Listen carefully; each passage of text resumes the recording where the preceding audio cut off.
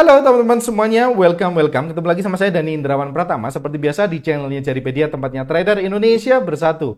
Pada kesempatan kali ini saya mengajakin teman-teman sekalian untuk trade review beberapa setup yang udah kepanggil dan posisinya beberapa udah close juga. Dan juga saya mau menjelaskan satu hal teman-teman, saya mau mengklarifikasi lebih tepatnya terkait cara saya refining zone. Nah teman-teman, hal ini ditanyakan teman-teman setelah mungkin teman-teman menonton video ini ya, NZD Cat di H4. Entry-nya di M5 ya, videonya ini tayang tanggal 17 Desember tahun lalu 2021.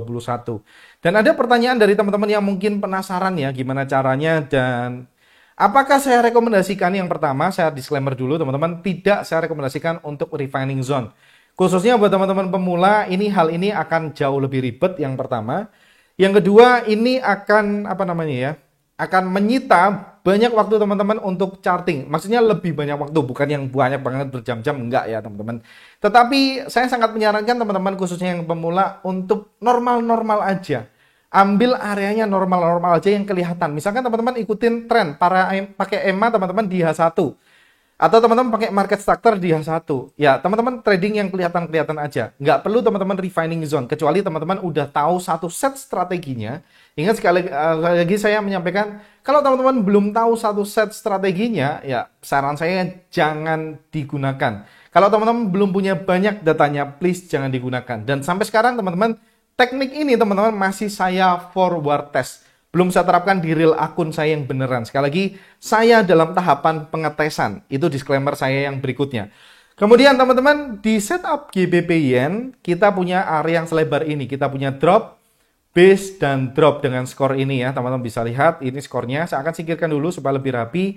Dan kebetulan memang teman-teman saya entry-nya menggunakan refining zone. Ya, saya turun time frame. Sampai M5, sekali lagi apakah itu M5 tujuan akhir? No, ya. Kita perlu turun time frame dari H4 misalkan ya. Oh, sekarang kita di H1 ya.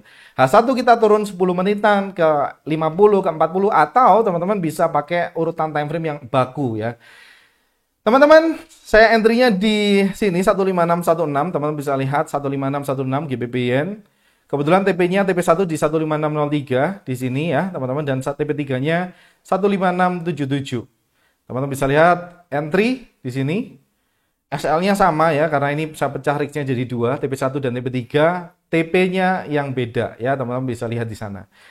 Dan ya, memang teman-teman saat saya entry menggunakan refining zone, teman-teman, TP3-nya akan jauh lebih cepat tentu aja. Tetapi buat teman-teman yang ambil areanya normal, sekali lagi, ya, teman ambil areanya normal, teman-teman juga udah dapat kok 1:1, 1:2.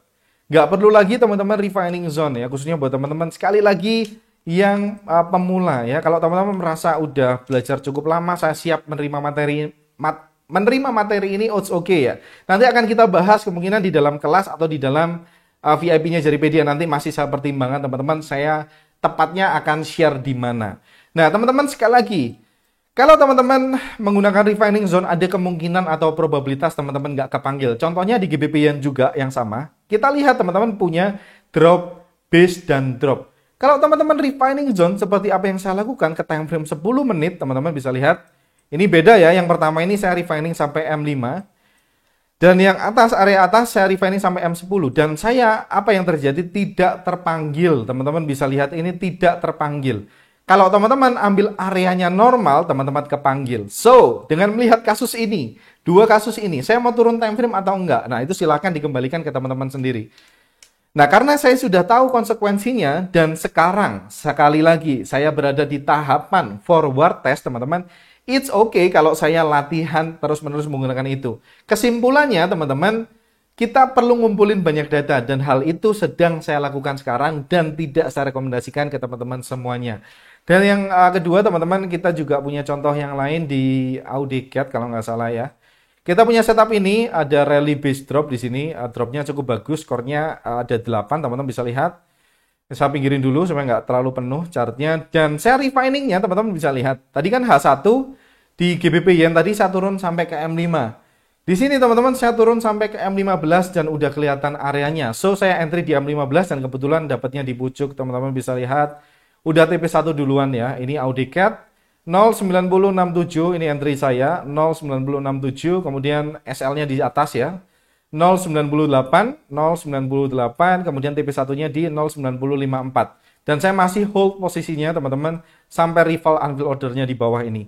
Dan teman-teman, sekali lagi ingin saya sampaikan refining zone ini tidak untuk semua orang, khususnya buat teman-teman yang pemula, tidak saya rekomendasikan. Sekali lagi saya perlu ulangi, yang pertama jauh lebih ribet. Teman-teman perlu effort dan waktu untuk melakukan backtesting, kumpulin banyak data terlebih dahulu. Yang kedua, teman-teman perlu satu set strategi cara turun time frame-nya itu seperti apa. Dan refining zone ini rule-nya sangat amat spesifik teman-teman. Nggak bisa turun time frame gitu aja, terus ketemu zone-nya teman-teman ambil. No, nggak seperti itu caranya. Kalau teman-teman pelajari lebih detail lagi itu banyak lagi syarat-syaratnya. Jika ini harus ini, jika itu harus begitu dan lain sebagainya. So, saya tidak rekomendasikan buat teman-teman yang pemula. So, misalkan teman-teman penasaran dengan cara saya refining zone, nanti akan saya pertimbangkan gimana saya akan mendeliver teman-teman, formatnya seperti apa, nanti akan saya pikirkan dulu, saya akan rundingan dengan tim, dan juga saya mau minta feedbacknya kira-kira gimana. Kalau teman-teman di sini kebanyakan yang pemula atau kebanyakan yang udah belajar cukup lama, kita akan survei ya nanti di dalam grup terlebih dahulu ya. Sebelum saya putuskan. Terima kasih teman-teman semuanya. Saya Dani Indrawan Pratama undur diri. Sampai jumpa pada video selanjutnya. Semoga video ini bermanfaat. Sampai jumpa dan ciao.